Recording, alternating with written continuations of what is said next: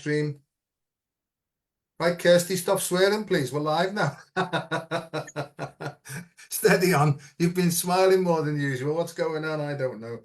I'll just go in here now and just see if it's come up on my page. There it is, Facebook. Click on that there. Yep, that's looking good. So I'll try and keep my eyes on the comments, but we'll do what we can. How the devil are you, old chap? Well, I'm resonating. Should we say that? You know, I'm really feeling like I'm reading something from within. I only just popped out for a little walk with my dog, and I thought it's like nature is coming in and shouting at us. You know, come back online where you left.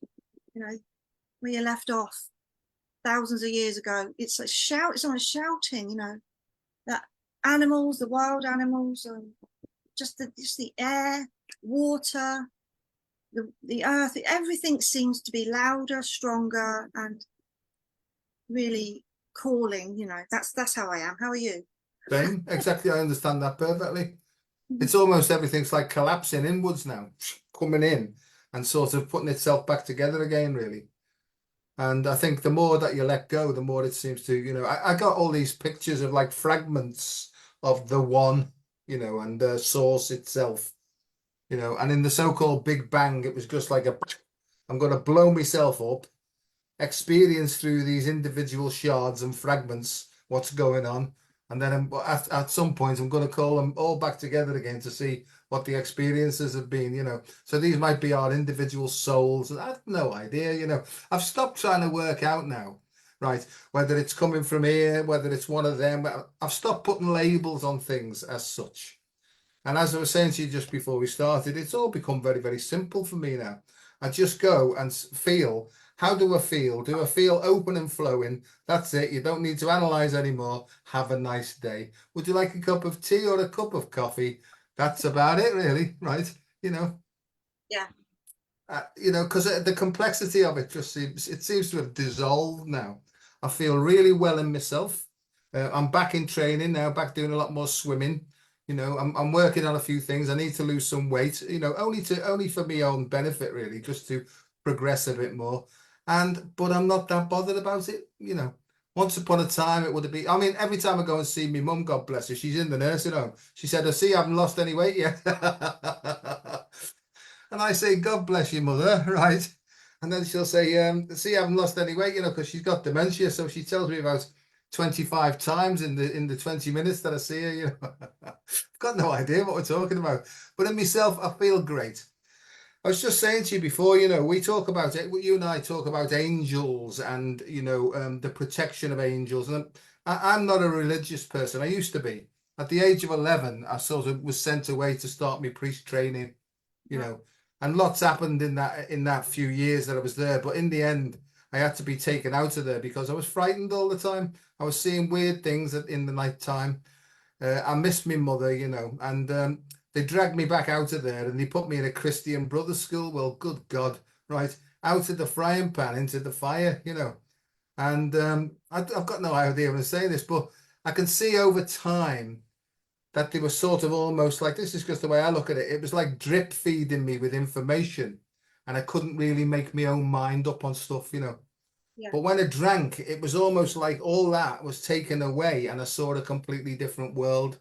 You know, it gave me freedom really, but it was a bit of a con job because it was almost like chemically induced freedom, you know. And as the years went on, I got worse and worse, got hooked on the drink and all sorts of other substances. And in the end, tried to do myself in, as you know, but fortunately, thank goodness, that didn't happen.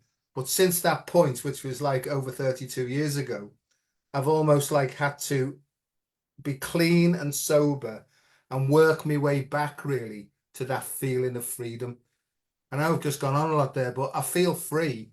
I feel strong in myself. And I also feel quite sensitive as well. But I'm much more tolerant of my own sensitivity. That's what we normally talk about, isn't it? Highly sensitive people, really. Are you finding, because I'm finding that I'm becoming more and more and more sensitive. But because I've sort of practiced the program or the tools, I can almost like not get hooked in, you know, by my own sensitivity. What do you think about that then? Well, you know, you were just saying about your childhood. I was remembering that the other day, that you've gone to be a priest as a little boy, and that's really young, 11, isn't it? But the sensitivity thing for me is the reason why I don't do religion, because as a kid in school, I can't tell you the distaste that I can feel, you know, as the memory of hearing the horrible things that they did to Jesus because he tried to be nice and kind. And the message was almost like, you know, if you're going to try and be Jesus, you know, that watch out. You know, and nowadays I catch up that and think, yeah, watch out, you know, because I think there's an element of truth in that I must have picked up some sort of, you know, invisible thread that you know, way before its time, if you like, really. But yeah, I never do any sort of religion. And then I my first teaching job I got, they made me head of RE. Yeah. And they said to me, you know, it's the first term, it's starting September, so obviously I've got to be finding out the program, the lessons. So when it comes to the end of term, near to Christmas, I remember thinking, well, where's the Christmas story in the Bible then? And I couldn't. I was thinking, oh my goodness, you know, and I was racking my brains, and we didn't have Google then, like we do now. So I went to ask the head teacher, and she suddenly realised she didn't know either. And it dawned on us both that it's actually mostly myth and legend, and it's actually really hard to piece it together as that. You know, when you go and watch the nativity play, I mean, as a teacher at school, that was the thing we had to do. You know, we've got to do the nativity. Even when I worked in the nurseries, the babies, you know, we had to get tea towels on their heads and stuff, you know, like little but I don't know why still now. Can't understand that. So I was hoping that you, as a young priest, might be able to answer that, but I don't know if you knew all the answers. As a young priest, bless you, in nomine Patris et Filio Spirit, I can still do all the actions, you know what I mean? But I see that where I've come to now is everything's made up, Kirsty. Everything's made up, you know, and all the symbols and everything else, they're all metaphors for something that's going on in the invisible realms that human beings have tried to describe in various ways for eons of time. And, you know, we'll resonate, because you use that word, we'll resonate, right, with what works for us at the level of the soul. Whatever our soul is vibrating at, that will attract to it what it needs to learn next. That's where I'm up to, that the soul will attract to it the people, the players, the scene, the temperature, everything. It will set the scene every single day in order for it to progress through the ego, through the human being, through the avatar. I mean, this is where I'm up to, you know, and I love the Christmas story. I love the narrative of it. I love it. But, you know, I've seen so many different sort of, it could be this, it could be that. I've come to the fact that nobody really knows everything. They don't know what's going on. They just see a small portion and they try and make a big picture out of a glimpse of what's really going on. You know, the ancient Hebrews, because I did a lot of work with the ancient Kabbalah or the Kabbalah or what you want to call that, you know, and the ancient Hebrews, they believed that we live in this world here, in this three-dimensional world. This is like they call that the 1% world, that there's 99% of stuff going on in the invisible realms that influence us, right? Unwittingly, we are influenced by it until we gain a few more of our wits, so that we can start to see that actually we've given our power away over thousands and thousands and thousands of years. Hey, look, I feel like Preacher Joe. That's that in nomine Patris. That set me off again. So, yeah, I love it. I love the story of Bethlehem. I love the story of Jesus, or Yeshua, or whatever you want to call him. Having said that, gentle Jesus, meek and mild, right? I was brought up with that, and consequently tried to follow and tried to be a gentle chap, right? But then when I drank, all the hounds of hell used to come out, and I was absolutely ferocious, right? And I can see now, I got this at the beginning of the week, Jesus kicking out all those marketeers from the temple. And the symbology of that to me is really that there's power there when it's needed, right? And sometimes it's needed, especially in this world now, it's needed to say, ooh, hang on, son, hang on, right? Don't try and push anything on me, right? You know, you mightn't have seen me bite yet, but if you get too close, I'll rip your I'll rip your throat out. Oh, okay, Jesus, sorry, mate, sorry. We'll go next door and see what we can do there. I've got no idea what I'm talking about. You'll have to translate it for me.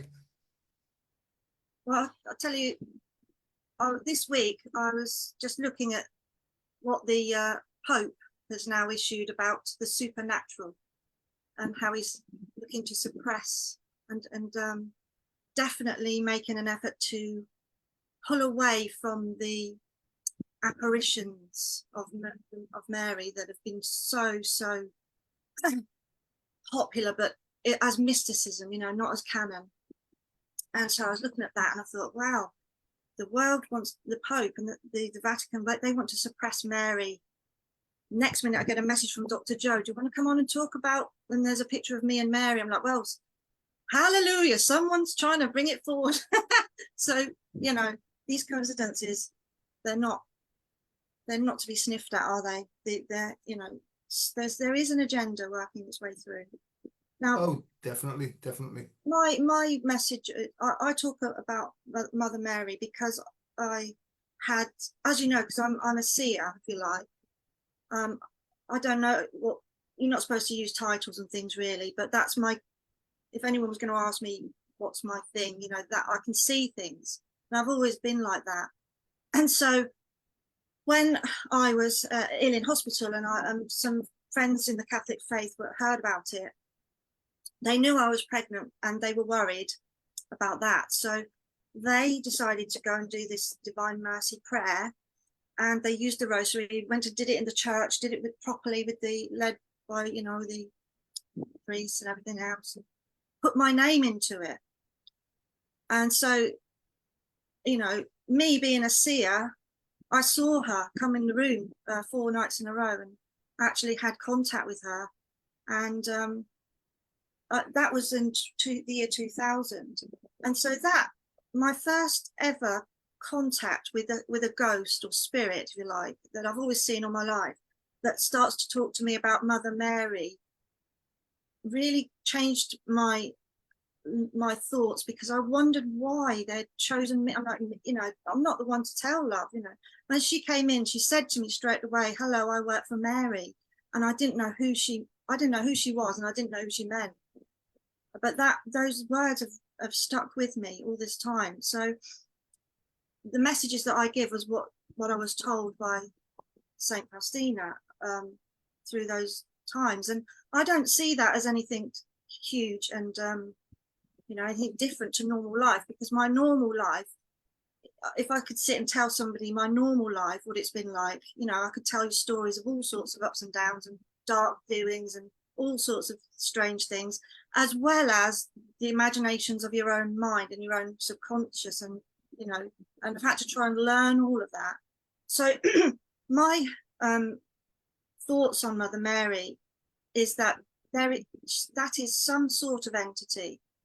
I know it's above the angelics, it's above that, but I'm really interested in trying to sort of, because I always want to know too much. I think you sometimes similar there, like if someone tells us something, we want to know the whole, you know, we can't just know something.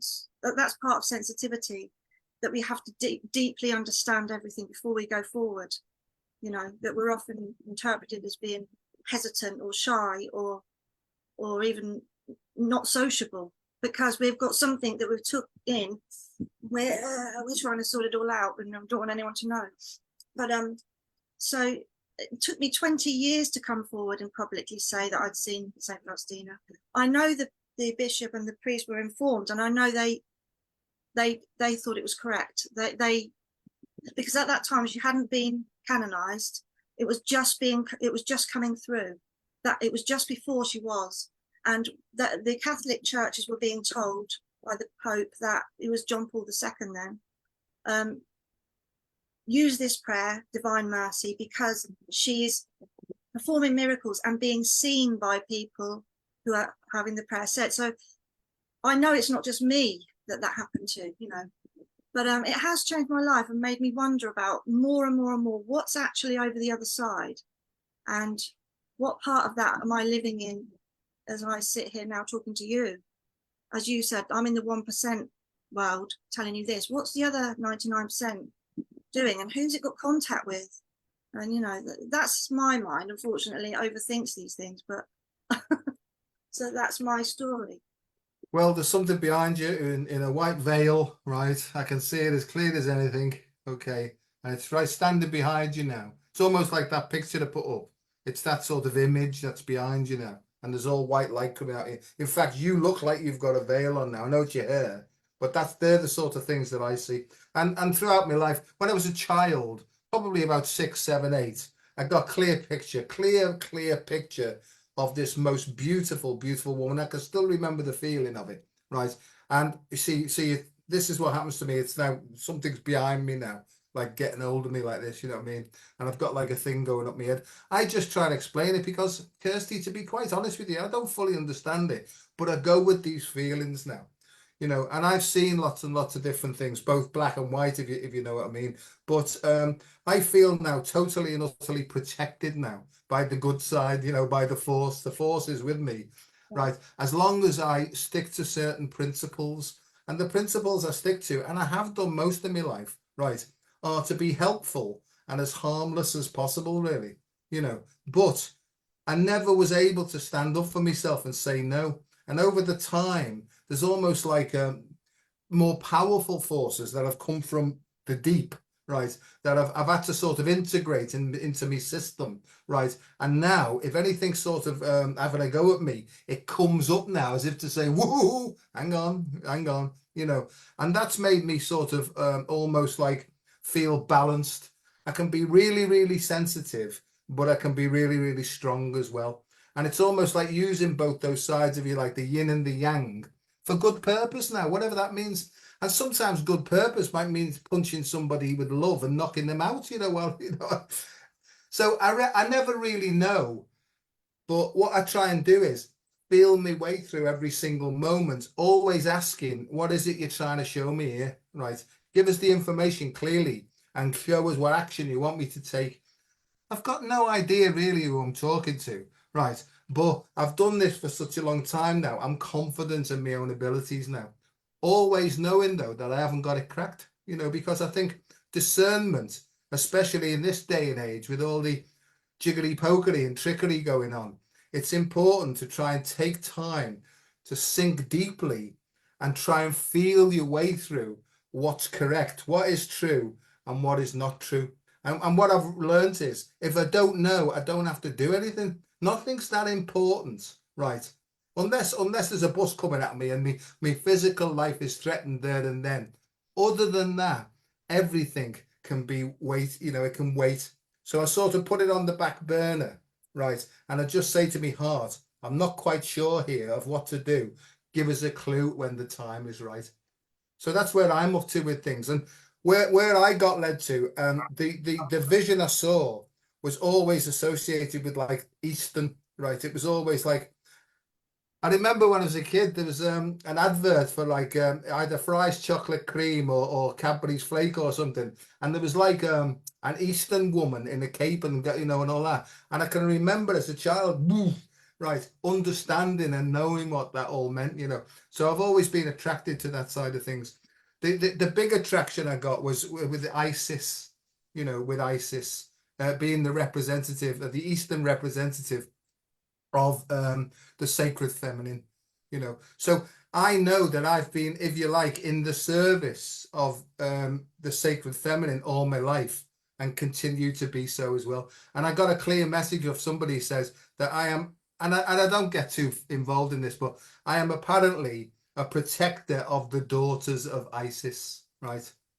And I go, oh, that's good. Thanks very much. You know, let me know what you want me to do, make me and be clear about it. That's what my guide that I work with when I'm doing my writing, and that's what he calls princes of the heart.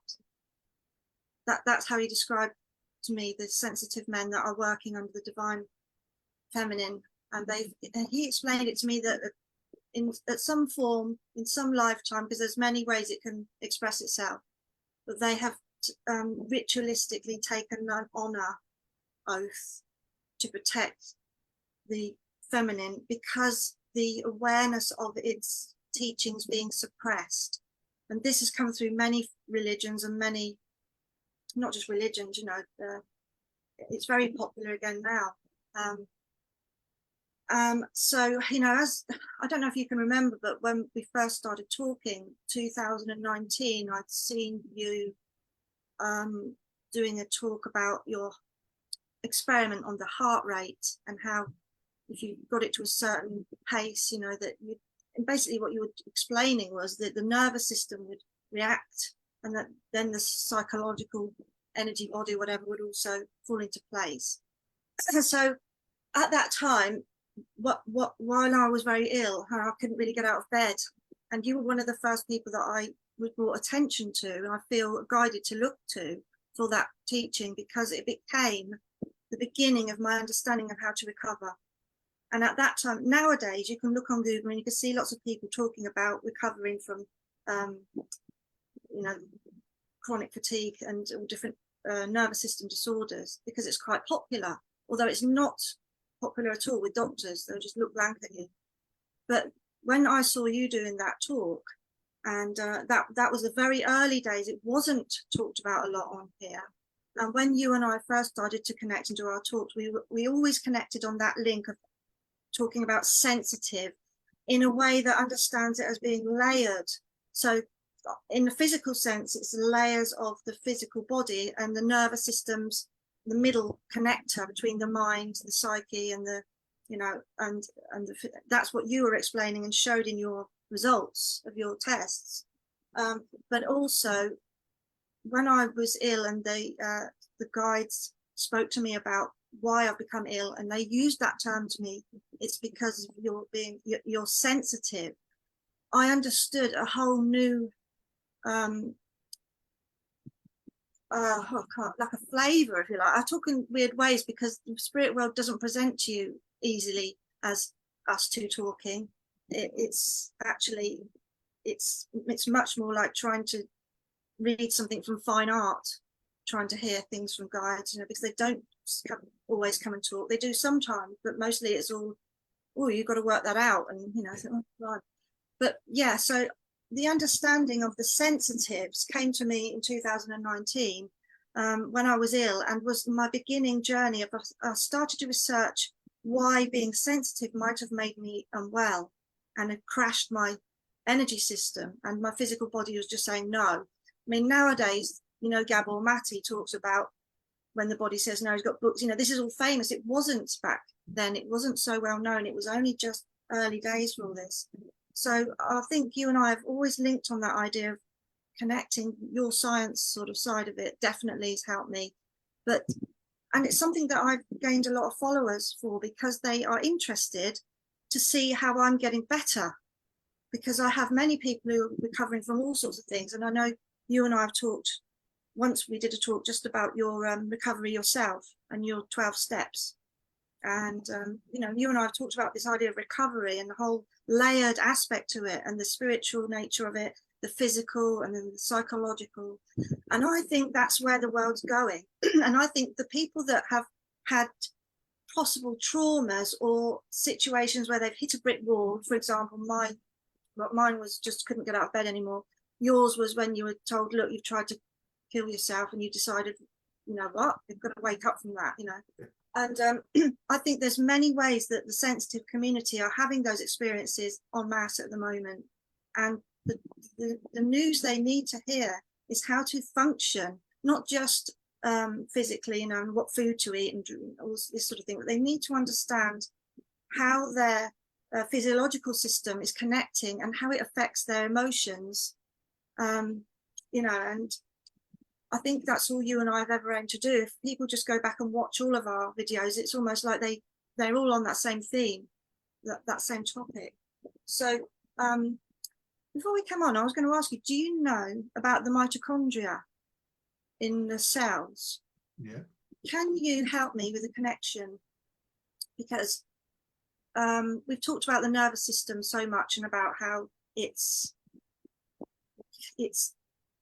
calling you through for your physical or your mind or your behaviors, if you like. But in terms of people who are struggling to recover from illness, especially fatigue, mitochondria seems to be the key link to the nervous, and that's in the cell, in the blood. It's the energy producer, but it's also responsible for recycling of energy. And they are currently doing studies on it now for the first time to find out why, if they can, why does the mitochondria stop producing energy or stop recycling energy? So my query, if you've got any information on it, is how does that link to the fact that the nervous system is going to kick in and disrupt and call that brick wall in, if you like, and say, right, stop. Don't function until you address this. So again, it's there's mitochondrial DNA, right, and its job is to produce energy. What came to me when you were saying it is Christi, Cristae, Christi, right, and they're the little sort of how can I? They're almost like caverns where the energy is stored, right? So what's actually happening is the world is so toxic, especially chemically, that the energy is being produced, but it's not being allowed to express itself. Okay. And that's actually what's happening now. So this is really, and what I get clearly more than anything else in the last month has been, tell them about water, Joe. Tell them about water, because the water is poisoned, right? And every time you drink water that's not pure or clean with the right intention. So we've got chemically toxic water, because there's not only 3 phases of water, there's 4 phases of water. And the 4th phase of water, I'll just keep going while this is coming out. The 4th phase of water is associated with superconductivity. And what it basically does is it allows the energy to go around the nervous system without much friction or obstruction. That's when we become re-empowered. That's when our bodies come back online, and that's when our consciousness expands and we be able to see clearly what the next step forward is. So it's almost as if there was some sort of opposition, Kirsty, if there was some sort of opposition, it's trying to poison us so that we can't fully express who we are from the depths of our being, right? So to go back to mitochondrial DNA, the mitochondrial DNA is being obstructed, right? There's almost a shroud around it, right? Some people call this a husk. Some people call it the opponent. There's all sorts of different terms for this. What's actually happening now, as the shifting consciousness comes in, it's like a big tornado, big tsunami, right? It's trying to wash away all these layers, right? But we've got to almost clean our own act up as well. And that doesn't mean going out now and give our energy away to helping other people. We've been drawn back now to help yourself first, right? Save, it's not SOS, save our souls. There's nothing outside of you that's going to save you except yourself. So it's save your own soul first. Allow the energy to come back in so that you're re-empowered. Then you'll get clearer vision, which is called clairvoyance. So all your senses are going to open up. This is the 6th sense in play. So our sensitivity is increasing. If we can, I'm on one here. If our sensitivity is increasing, but if we can stay centered and grounded, this is so important. Centered and grounded, and allowing ourselves to almost become better surfers in this great big tsunami. So the idea is we can't stop the tsunami, but we can actually ride on the wave now and be carried by it. So more than anything else this is about surrendering totally any analytical thing that you, any desire to know what's going on, Kirsty, any desire to know what's going on, let it go. Just try and go with the feeling and the flow. And when you look back in a few months' time, you'll see clearly how we were being navigated through all the stuff that's going on. So water, talk to water, bless water, speak to it kindly, look at Matsuru Emoto's work on water and how it changes, and think about looking for the triune brain, the polyvagal system, and also the fourth phase of water. I think I just mentioned that. Other than that, Kirsty, I'm not quite sure. Well, I didn't know you'd have the actual answer, you know, but I'm going to have to listen to this again, and then I'll be typing it up as a blog. But I don't know why Kirsty came back in. So Kirsty makes perfect sense, you know. Where would this link? Just me thinking off the top of my head. You said don't overthink things. Can't help it. I help that. Sensitive people do it. Where does So this the Christ codes? The yeah, Christ. that'll be coded. All this is coded stuff that's coming through. And anybody who picks this up thinking, oh, do you know what? I've been thinking about that. I'm going to go and search a bit more. Because I don't think it's our job like to tell people exactly. I think part of it, like you've just said before, spirit or your soul, it'll give you a snippet and then it'll say, go and find out yourself now. Right? Don't be rely on external people because it might mean slightly something different to you. So go and have a look yourself. Sit it in your heart and soul and just ask, please give this to me piecemeal so I can understand it and understand my little jigsaw puzzle job to do. Yeah. Well, you know, I know you know about the spiritualist church, and you've trained and done a bit of trance mediumship and all that sort of stuff, same as me, got a similar background there. But because of that, I don't attend any, I belong to any church or anything, you know, now. But I really did get the idea of proofs, you know, the evidential mediumship is proofs. And I've really held fast to that all my life with everything that that's how now I'm confident that if I come and write something or say something, because I know it's right. I wait if I don't know. And just give you an example of how this works with God, because I obviously work with guides a lot. When I was young, I actually worked with almost one like a buddy that I could see all the time, and I couldn't understand why people couldn't see him. And he taught me about energetic protection from dark magic and things like that. It's only now that I start to realise, oh, thank God I learned that when I was young. You know, anyway. But so here's an example of the proof. Well, my brother sadly lost his wife. She died, and it was a very sad event for our family. And for my brother to be, you know, in his mid-40s, sort of trying to be a single man again, was very difficult for him. So when he met his new girlfriend, you know, we were all thrilled for him. And of course, that progressed to him coming to tell me that he hadn't told anyone else, but they were going to have a baby. And, you know, I always see my brother with his first wife. It's almost like I mean, I couldn't say that to him, but it's that she's there. I mean, we went for a walk and it was February and there's butterflies flying around us. And, you know, my brother doesn't believe in anything like we do. He's very much an atheist, but he'd say to me, I don't believe in any of this, but everything you say, I believe. And he said to me, so how do we know about stuff? You know, I said, well, what about butterflies flying around your face in February? Does that any help? You know, he sort of, oh, right. But anyway, so when he said to me they're going to have a baby, I asked my guide, you're not supposed to do this. You're really not, you know, things like readings and all that now are all unpopular because we are meant to be only concentrating on ourselves and helping ourselves, you know. But I really wanted to know to them, you know, this baby, is it going to be connected spiritually? Is it because my brother and me, I'm not sure, you know, he wouldn't have a clue about all the stuff I talk about. And so my guides came to me and said to me, she's going to be called Rose. So as you know, I was at that time doing a lot of talk about the roses. So and that included a lot of talk about water and the changing in the waters. But so when she was born, yeah, we were all pleased. And then they announced the name and it wasn't Rose. Now, my guide had told me some information about my past lives, about how come I am knowledgeable and how I'm in the lineage of the Rose, of the divine feminine, what my part is.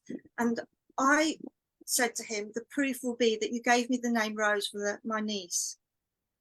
So that didn't happen. So I was like, oh. But a few days later, I got a phone call from my mum to say, the name is Rose.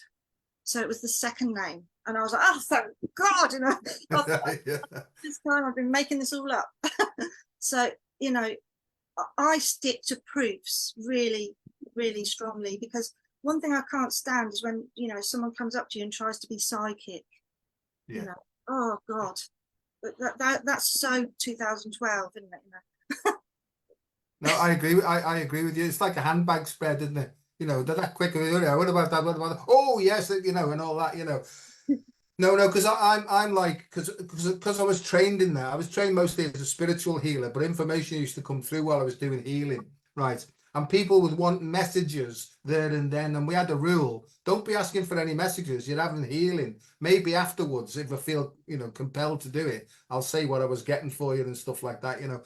But Kirsty, I always just like clear my head, right, and try and keep out of the way. And if stuff emerges by itself, then I'll sort of relay that information. You know, I mean, it would be lovely, wouldn't it, to be able to say, right, hang on a second now, give me some clear proof to this person. But it doesn't work like that. Other things that I'm trained in, and my mum and dad tried to get me away from this, but I kept going, no, do this because you'll be able to see beyond the veil and you'll see what's going on, you know.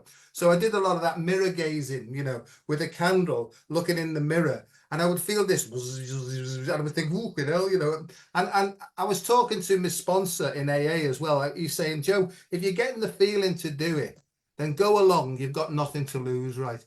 And I've always felt protected in these things. And what would happen is I'd be looking at my face. Suddenly I'd get a feeling and my energy would change. And then suddenly I would be looking at a completely different face, right? And it went 1, 2, 3, 4, 5. There's about 7 different faces. When I was back in the meditation in the church, then they'd say to me, "Oh, your guides had visited you this week, haven't they?" Right. And so I have the normal spread, you know what I mean? Confucian Chinese, 2 Native American Indians, a big black fella with a big diamond on his head, which is Imhotep, right? Yeah, all this stuff, right? And I always have a side of me, and I hope it always stays with me. I'm an honest skeptic, right? Because when I was really in the throes of my illness, I'd see loads and loads of different things, you know. But like I said to you before, if anyone's listening to this, I think if you work in the depth of your heart and you just say, please guard me, please guide me, and please show me clearly, I think that you'll be completely protected, you know. Because to me, the whole purpose of human life is self-actualization and self-mastery over our emotions. So we're almost like the soul sets up scenes where we have to courageously act. And every time we act against something that we've normally run away from, a new power flows in and we expand more and more. I'm on one tonight. I'm just like letting it come, you know. So the children one's important to me because in my past, right, we've lost children in spirit early on, you know what I mean? And you're posting the week, and it's making, just talking about it now is making me sad, a sad feeling coming up. But also, I had a brother, you know, and he was alive before me, but he only lasted apparently for 2 days, right? His name is Terence, you know, and I have a big, strong link with people, right, with Terence, you know. But it was almost like pushed under the carpet for me mum and dad, you know what I mean? But it's almost like I work with Terence now, right? Whatever this means. And I ask him to look after me. And he's with me dad in spirit because they're getting on great together now in spirit, you know. Now, Kirsty, I could be making all this up, but I don't think so, you know, because when I ask for help, I get it in the most peculiar of ways. I don't know what all that was about, but I'll pass back over to you to see if you can feel anything through that. Well, you know, the conversation, it sounds strange to say that, the conversation that I had with Faustina, you know, do you know what? It sounds stupid because I'm talking about it like, you know, but you know, if the Vatican got hold of this, they would absolutely dismiss it. It's under their new, I just read all their new stuff. I mean, so anyone like me would be squashed because it's got to fit. You're allowed to see Mary, but she has to tell you the doctrine of the church. If she tells you anything else, you've made it up. Which is amusing to me because the whole thing that I've been told about Mary in this recent time and all the work that I do is the message of the spiritual warfare and of how they are trying to suppress the feminine. And the whole thing is about trying to, you know, we talked about at the beginning, the nature sort of coming in and reaching us. All of that is what you could call under Mary. It's just, she's obviously somebody far more great ancient lineage than we can understand. And if you look up, even in the Gospel of James, you can hear all about her side of the story before she was you know, with child. It tells you all about her childhood, how she was born, her parents, her grandparents. All of that was deliberately taken out of the Bible. That was a conscious decision, because it was too, I'm going to use the word esoteric. You know, it wouldn't have matched the message that they wanted. But it's coming through to people like you and I, and anybody else who's sensitive, whether that's because they're feeling it on the breeze, or they're connecting with nature, or whatever. But it's coming through. It can't be suppressed. But what I was going to tell you is the message, the conversation I had. There was two main themes that Faustina wanted to talk to me about early days, and I have seen her again in 2022. So this was before. The first message she wanted to tell me when I was in hospital was about how unborn children and children who pass have the most beautiful unconditional love, that Mother Mary can actually bring that in and nurture it, and it can be sent back to the planet as a healing.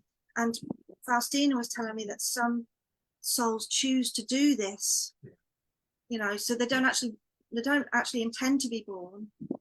But then she led that on to talk to me about how they would then be still the children of the parents, the earthly parents, and how they would be angelic guides and supporters, but also because they had that actual physical link, that they had been in the womb for no matter how long, they'd still got that physical, they were family, you know, that they were in the lineage.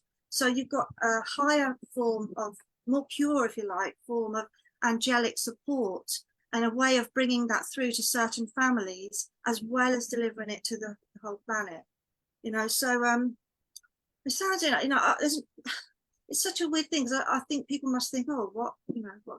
But I'm actually telling, it's the actual memory that I have, as clear as anything, is her telling me all about that. And I don't know why, I still don't know why I was given it, but I'm adamant that it's not just me. There's many people who have given messages about things, and they just need to know it for themselves or for their community. You know, it doesn't need to be anymore that this is what everyone has to know and believe, because it's so personal now.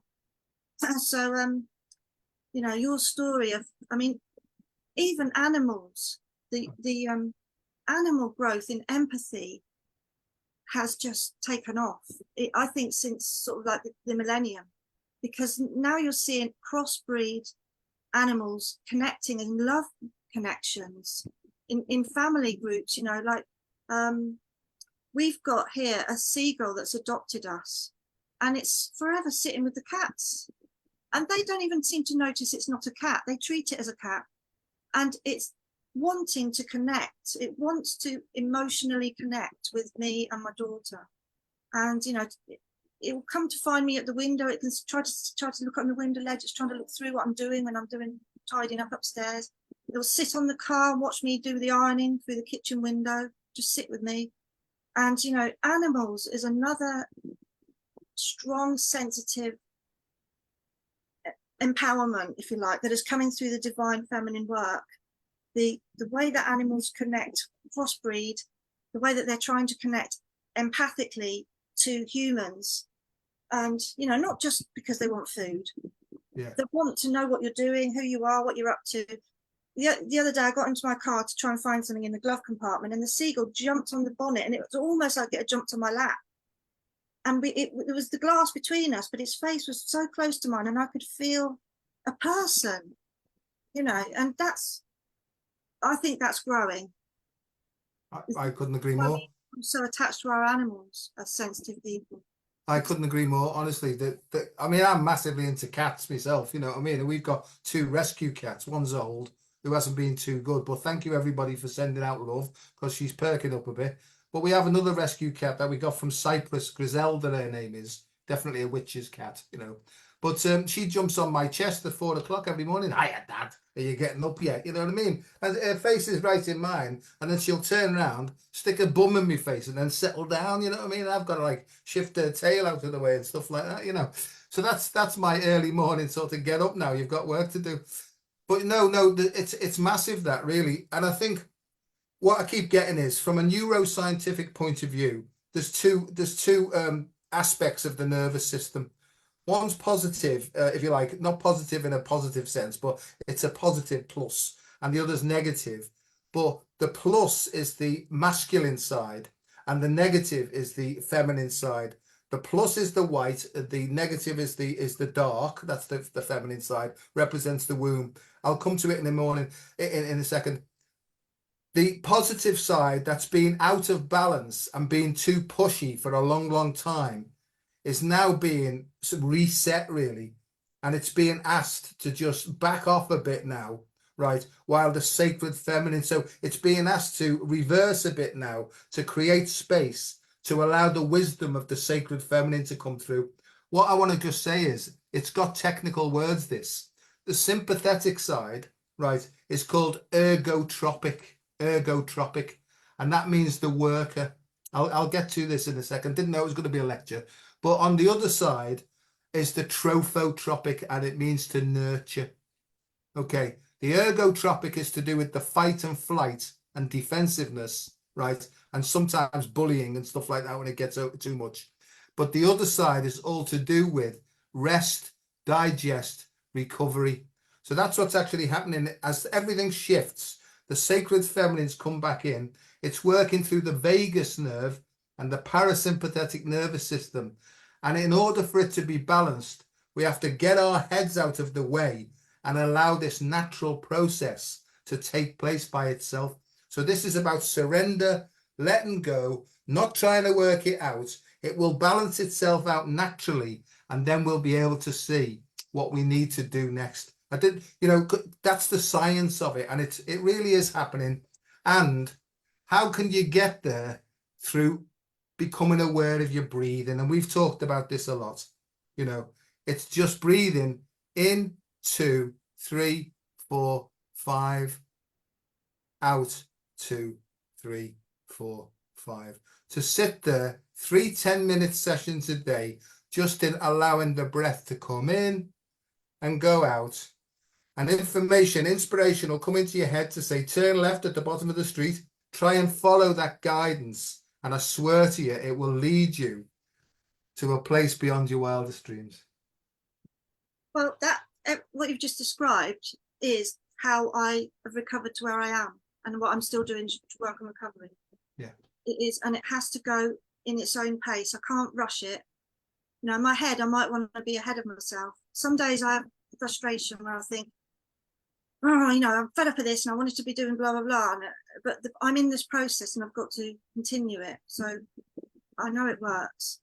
And I was going to say to you, it is the method for monitoring and managing the ascension symptoms. Yes. And I just found it fascinating that the illness that I had taught me ahead of time how to come on and teach people how to manage ascension symptoms for this time and for what's coming. The next 2 to 3 years, we're going to be bombarded. Yeah. And we're having to learn we don't know our own bodies. I think you and I have said this before, it's like we know lots about space, but we don't know about the bottom of the sea. Yeah. So it's like that, but the ascension symptoms, it's a tricky subject. Again, it's like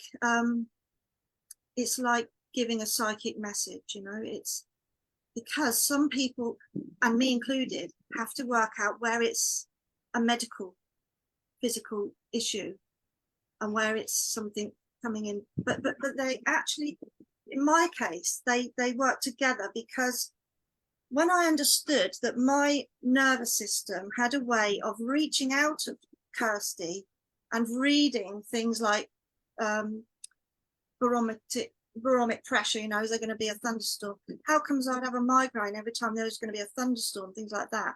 But not just that my nervous system would be reading people and environment. So I can't go out still now. I can't really go out for dinner very easily without having to be aware that I've got to manage these symptoms. They kick off. And it's like you were saying, I remember once you told me that you had a funny turn in a crowd, you know, a crowd of people coming towards you, you can suddenly feel overwhelmed. Yeah. And the ascension symptoms is the similar. The nervous system is reading something coming in, alien, if you like, to the body. And if how you've just explained to me about the mitochondria, that's massively significant, because that is touching, that's like bringing the physical together with the spiritual, if you like. That the mitochondria is reading and is reacting to, because it's transforming, because we are transforming, we are changing. Everyone says, oh, DNA is changing. It's got to be coming through what we physically are now. And, you know, I've always said that what we are looking to be and evolve to, we have to let go of, because it's nothing like where we are now. We're evolving so quickly, and all of a sudden the backdrop will change, and we are going to be evolved. And the new earth that people talk about is nothing like anything you can try to describe that you know now about yourself, your inward self, what you've seen in the environment, what exists in this country, that country, you know, behaviors, how we look. It's going to be complete transformation, and this is why we've got to learn to let go.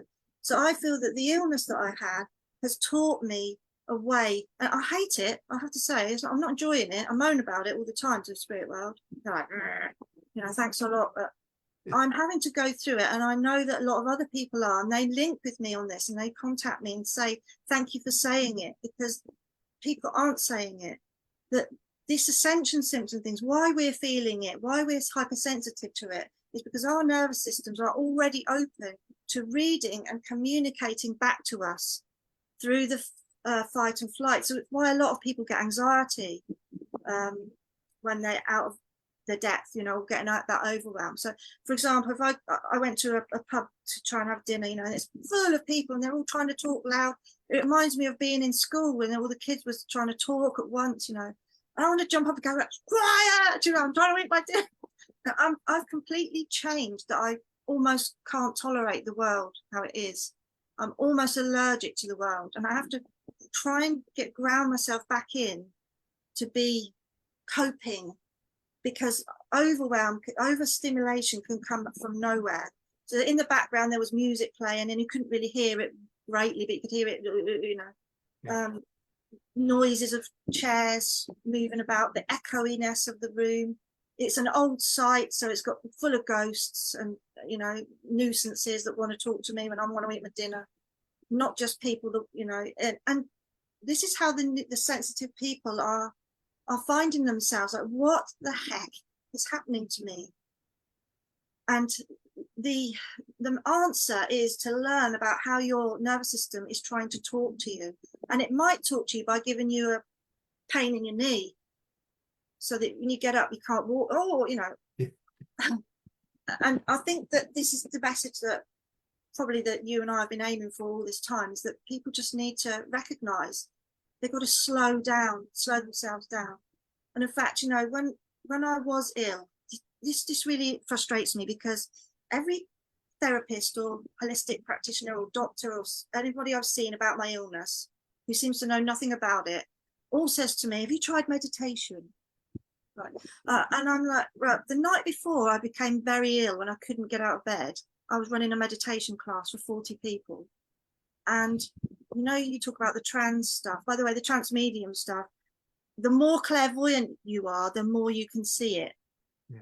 So then maybe people go to that to watch a trans mediumship, physical mediumship, and they don't see it. But if you sat in the audience and you're clairvoyant, you'll see all the faces, you'll see all the ectoplasm and everything, right? Yeah. So it's the same as spirits can actually do, and that's another thing they wind me up with. And I'm trying to talk to someone, and suddenly my Auntie Barbara comes on their face. Yeah. Oh, your dad. Oh, for God's sake, you know. But I don't know if you get that, but that's because people don't realise that they're just portals for this stuff, and I can see it. It goes on all the time. I just can see it. Some people can't. So anyway, I'm going on and on here, but the basic is that the ascension symptoms could be anything from IBS, headaches, sinus problems, blurred vision, sore throats, you know, persistent coughs or whatever, because the nervous system is contacting the physical body, and that's the way that your particular body is shouting to you about the issue.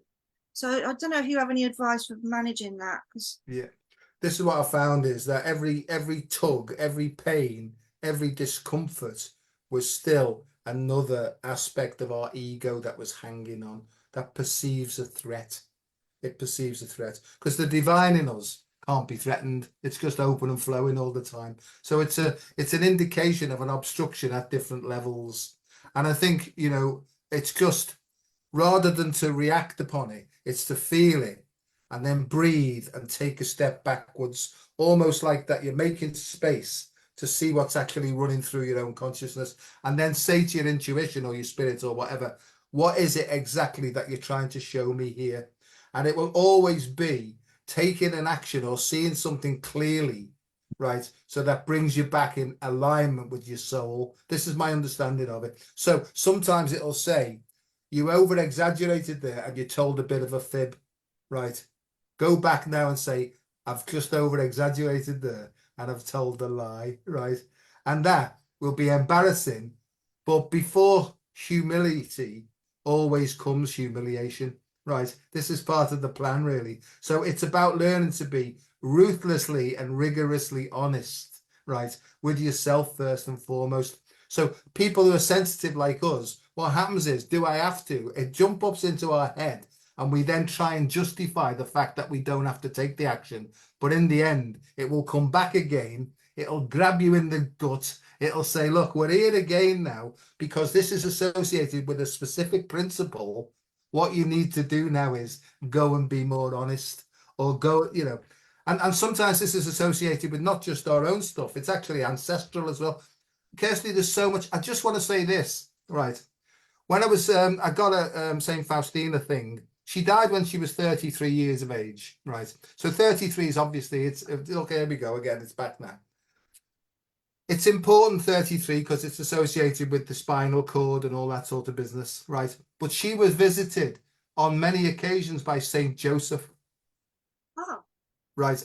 I was born on March the 19th, which in the Catholic thingamajig is Saint Joseph the Worker's Day, right? So I have a link with that there.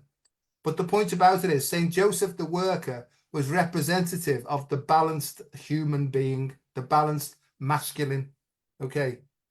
But he was there as a protector of the Marys, right? So there was that link as well. I got all this in the last 2 days. Blue coming in.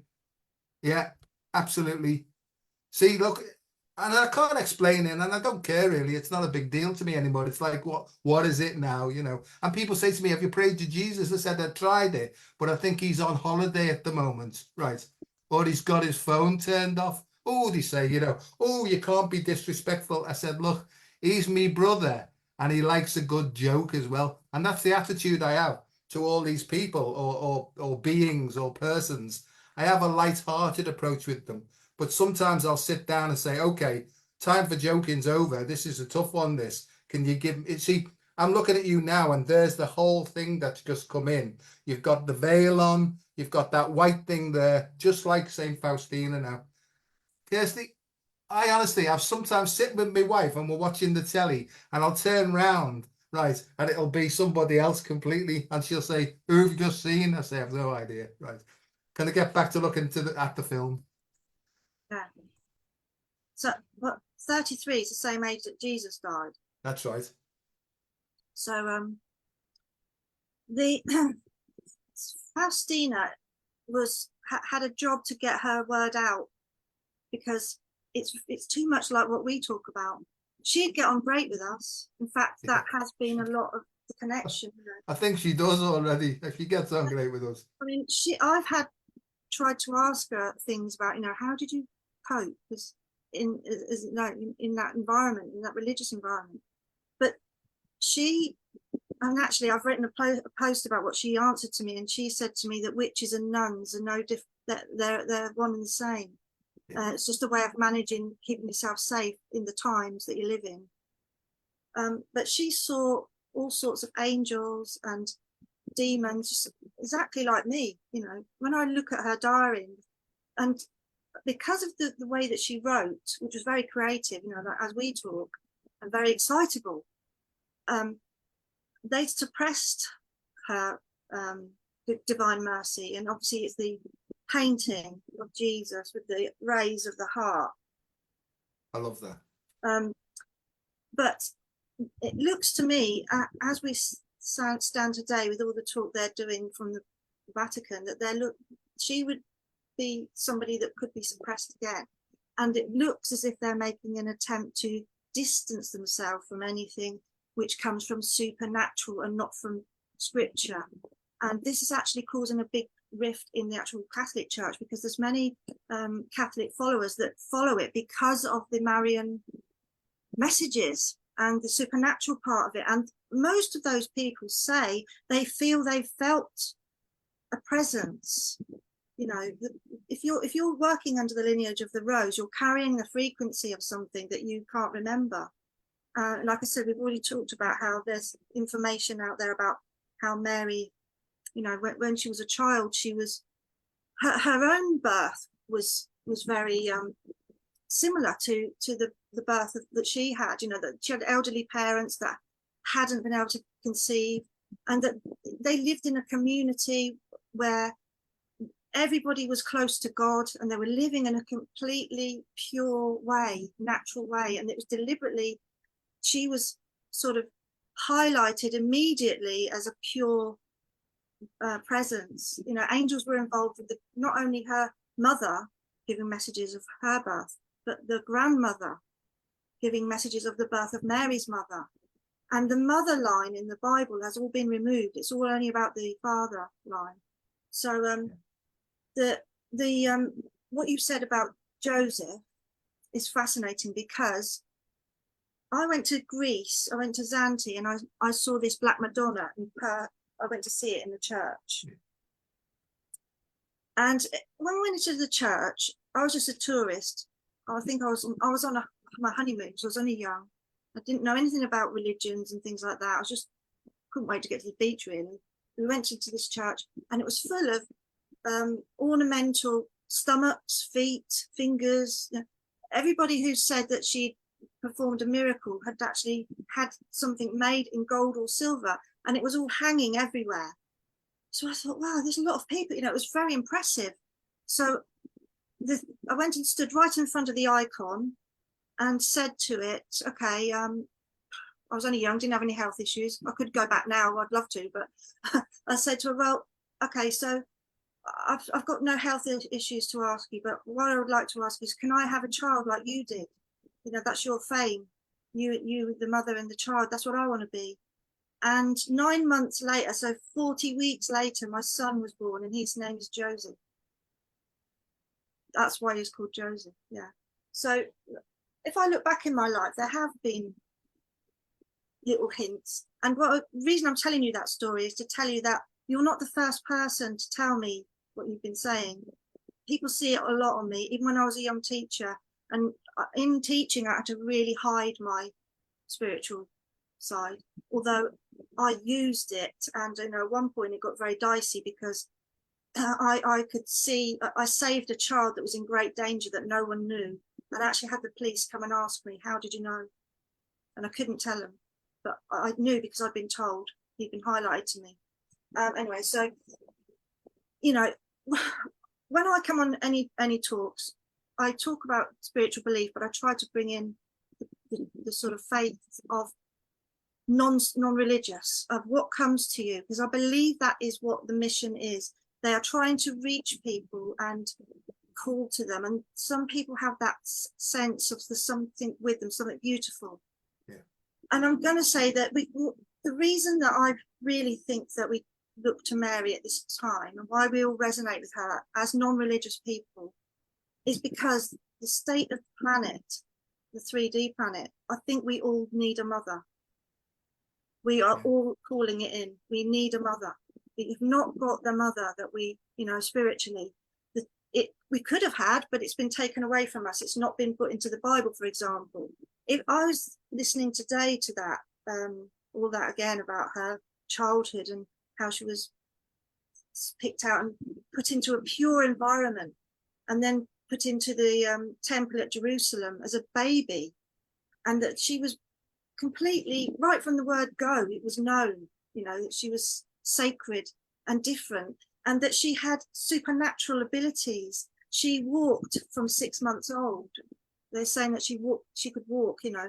She was not of a human, normal human. People would have known that at the time, and they kept her away, you know. It was definitely that goddess thing that the church doesn't want you to know. The church does not want Mary to be a goddess, because it does not want her to be a co-redeemer.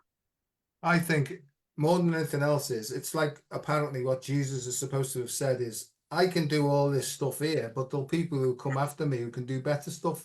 You know what I mean? Because he said that, right? He said, like, I'm evolving myself. There'll be more evolved people. In fact, everybody's got the potential to be fully evolved like this if they just surrender, listen in, and try and follow the guidance. And I think, you know, because I don't believe in specials. Well, it doesn't matter what dimension they're in, anything like that. It's just that we've all got different aspects or skills. I call it the soul skill set, really. And I think what's happening is these ones who've maybe gone a bit further or gone a bit ahead or could see a bit more, they're saying, here, try this, see how you get on with that, you know. But if we're looking out and we're trying to get human beings tell us to what to do, that's why we're in the mess that we're in now. You know, because we've almost been constrained and corralled into some sort of standard automaton thing.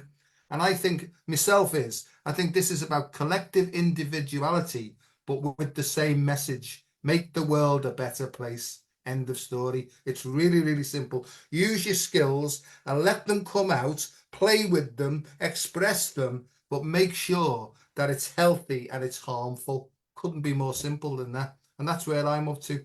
You know, and I love all the Keylontic science, and I live all this stuff like 1 times 1 is 2, not 1, and all that, because my head goes off and I think, wow, this is great.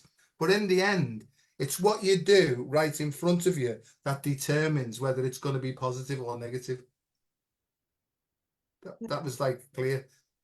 And I really lately trying to have that thought about my own mind, because yeah, exactly. Like I'm being an amazing person, but in my head I could be really down on myself and no one would know it. Yeah. And I'm the only one who can deal with that. But I think lots of people, I know loads and loads of people who are super, super brilliant at certain things, right? But the standard system we're in is, it says, forget about that show off, right? You need to do these things because you're crap at it, right? And so you're spending time and all your energy on trying to become good at something that you're not naturally inclined towards. And I work off this principle it's called simple as ABCD. It's a strength-based approach where you work with what works for you, basically. You know, you work with what's strong in you and not what's going wrong with you, you know. And the more that you work with what's strong with you and express yourself from there, it's almost like those other things in cross training. They start to improve by themselves anyway, you know. But the system we have, the standard system of education, oh, you're crap at maths, you need to spend all your energy there. So you're exhausted when you go home. You've got no fun. Kirsty, the theme of my life now is joie de vivre, right? It's the joy of living is my theme, you know. And I work, as you know, in a medical and health environment, and everybody wants you to be responsible and don't make jokes with the patients and this, that, and the other. And I'm like, F off, just back off, leave me alone. I'm not a saint. I'm just trying to enjoy myself. And I'm having an ordinary conversation with an ordinary person, right? And you know, it works better than anything else is. 2 human beings having a heart-to-heart conversation. Something magic happens in that process. I'm definitely being on one tonight. I apologize for that, but it's just all coming through, really, you know. I was just going to say to you, you know, I'm a good believer in you can go back in your mind and heal yourself. You know, if you learn things like Reiki and stuff, you learn how to do that energetically. But I believe that I believe that I can find myself in the future.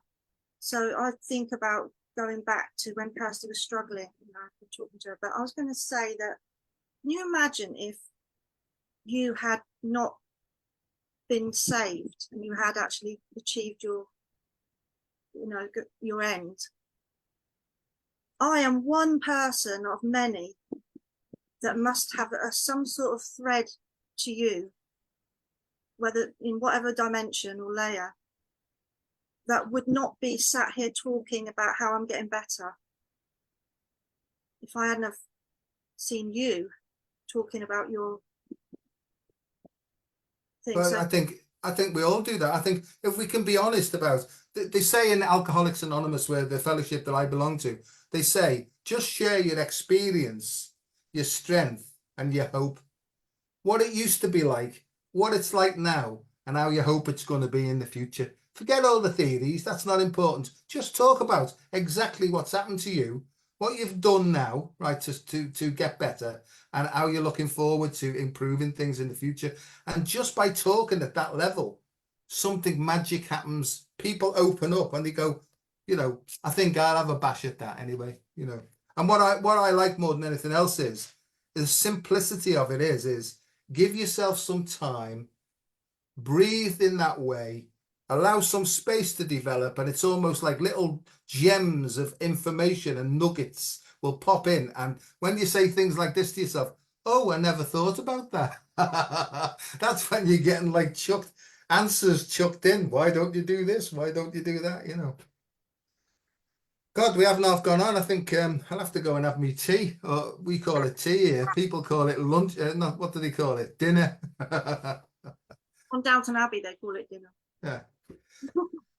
So, thanks very much. Can you feel anything else emerging before we go? Well, you know, I was just going to say that, well, in terms of proofs, you know, you often have to look for coincidences.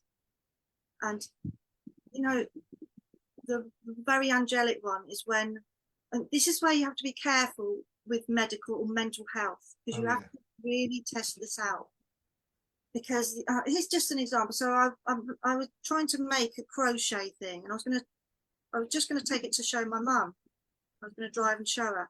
And so I just grabbed it and I just put the radio on for the dog while I was going out. So I'm just popping out, she has the radio on, keeps her quiet, you know, she doesn't panic. And turn the radio on and the voice said, wow, fabulous crochet. You know, and then this guy started going on about, I'd like to learn that. How have you learned that? And I'm so, you know, little things like that. It's the timing. Yeah. But of course, you know, you especially would know that we have to be careful about saying these things, because there are people who can suffer from mental health issues that would sort of simulate that, but are not actually angelic, you know, that are needing attention. But, you know, the last thing I was going to say to you is that there was two very powerful messages that Faustina wanted to tell me. One was about the unborn children and the energy that they can use of unconditional love to heal. But the second message was about what I've been told now is called spirit hospitals. Well, I'd never heard of that before. But what she showed me was, she wanted to make it clear that people who are dying and who suffer when they die from illness and who pass with, you know, they go into hospital and then they start to go downhill. You see them 1 minute, you know, they're sat up talking, then they start to less and less, and then they're laying down, and then they pass. And what she wanted to show me was the continued story, because she showed me that on the other side, they have set up like a hospital, so that the people who pass don't realise to start with that they've passed, and all they know is they're feeling better. And they suddenly start to sit up, then they want to chat, then they've got cups of tea and things. And the angels there on the other side are dressed like nurses. The whole environment looks like it would here. And that when they are ready to hear it, they are then told what has happened to them. And then they are helped to go over fully to the other side. And so what she wanted to make clear was there's many ways in which this life, physical life, looks very sad and pointless, and grief seems to be dark and has no end, no understanding. And she was trying to say to me, that's because you don't see the whole story. Yeah. We see the joy that you see in the grief, And, you know, I just wanted to end on saying that, because I feel that would be very much a message from the Mother Mary energy, you know, to do with the fact that we're all loved and cared for, despite how hard and difficult it seems, and how it might look godless, shall we say, because there's so much that we don't know and understand. But they see the full come round to glory in every case. So if that helps you to end on. It helps me immensely. My mum's name's Mary, or Marie, but she's called Mary, but she's called Josie, but her first name is Mary, right? So that's the first thing. And we talk about my mum, she's 93 now. She's got dementia. She's got about a 10-second loop.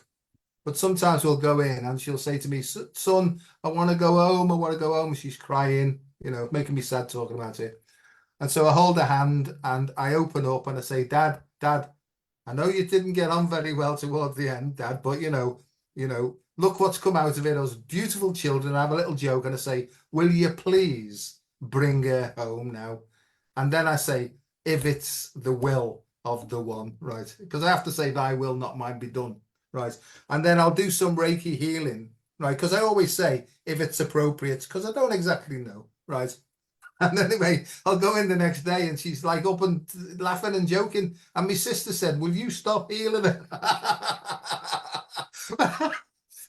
So we have a sort of a light-hearted approach, but sometimes I come out of there really sad because I hate to see the suffering, and it's horrendous in these nursing homes, you know, absolutely horrendous. And what I do is I just open up, and I don't know whether I'm doing right or wrong, but the intention's good. I open up and I just allow this stuff to come out in the hope that it's helping people and stuff like that. But as I say, I'm sometimes sitting there with my mum with her hand in mine, and I'm opening my heart and going and trying to push it into the next dimension, you know. Probably get banned for this now, but Yeah, that's helped me a lot. And I know that it will happen in what's called God's time, right? Because we only see a little bit of the picture ourselves, really. see, the thing is, I've been through that a lot, because I helped all my 4 grandparents, you know, because they all lived elderly. My nan was 103. My mum always said to me, if they're still here, they're still learning. And I think my mum's got a point. And you have to accept that perhaps your mum has not learned yet what she's got to learn in there. Yeah. And as I say, sometimes, and I'm pretty tough now, really. When I say I'm tough, I'm pretty open, so things like go through me. But sometimes I come out of there and I think, what's the effing point of all this? I can't see the point. And then I get the message, no, son, you can't. Right. Exactly. And I understand that as well, you know. Kirsty, I love you like mad, and thank you so much. And we'll have another one of these further down the line when we get the call. And I'd just like to say to everybody, thanks very much for listening. I hope you've got something from this. But please don't believe a single word I say unless it sits true with you, you know, because, you know, I just could be talking, as my mother would say, out of the back of my neck, you know. Yeah. So thanks for listening. Yeah. So I just wanted to tell you that I was in the same situation as you, panicking about my nan, and I was asking Spirit, well, where are you? For goodness sake, come in. You know, you've been here when I don't want you. Now get here and tell me what's going on. And I was sat with Nan, and I said to her, I'm just going to go and get something from your room. I just wanted to go in her room and see if I could get some answers. Stood in her room, you know, where are you? Nothing, right? So I went back to her, sat down, and she turned around and looked at me and said, Emily, Beth, Annie, and Sarah. And I said, what? And I said, who are they? She said, they're my aunties. Right. So I knew. Yeah. It's not always me that hears it. No, same here. And there they go again. Look, pat on the head. Pat on the head. Right, love. So thanks very much. And give us a shout and whatever, and we'll just see how it goes. And thanks everybody once again for listening. And what I'll do is I'll download this and put it up on YouTube. And by all means, if you want any comments or you want to say anything, feel free to do so. And on that note, may the force remain with you forever and ever. Amen. Bye. Bye.